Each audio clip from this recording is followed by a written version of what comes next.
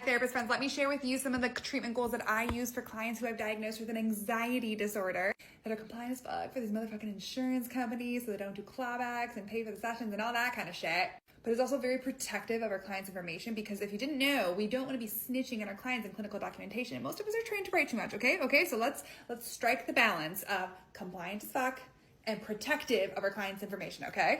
First off, a quick reminder, this is the body of how I structured treatment plans. So today we are talking about the goal, which is at the very top of this pyramid here. And I always think about the goal as the diagnosis, okay? So I'm going to give 3 different examples of what a treatment goal could potentially look like for a client with an anxiety diagnosis. All right, I scrolled a little further down in this packet. These are the templates that I use for documentation compliance. I have made them available. They're linked in my bio if you're interested. But let's check out this first treatment goal up here, shall we?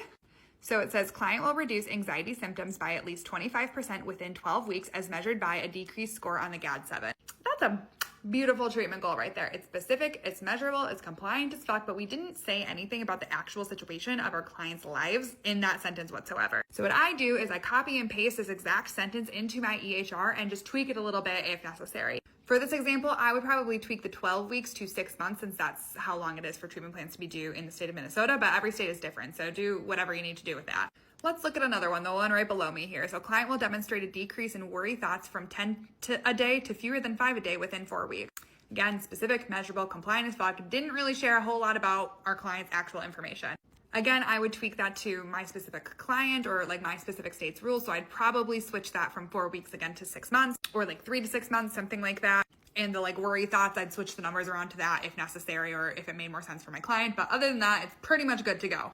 Let's do the one right below it for the last one. So client will rate daily anxiety levels at or below a 4 out of 10 for 70% of days over a 6-week period. Again, it's hitting all the marks that we're looking for. I might tweak the numbers in there if it makes more sense for my client and my state rules. But besides that, we're doing pretty good. Like I said, this was all pulled from the templates that I have created over like the last 10 years. I basically saved every clinical phrase I've ever used in a Word document on my computer.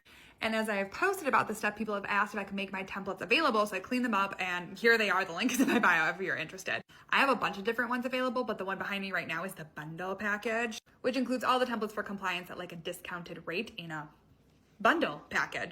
It includes treatment planning, which is where we pulled the language from today, as well as progress notes, diagnostic justification, and safety planning, as well as a couple of different examples of medical justification. All right, that's it for this one. Hopefully that's helpful. Until next time, bye friends.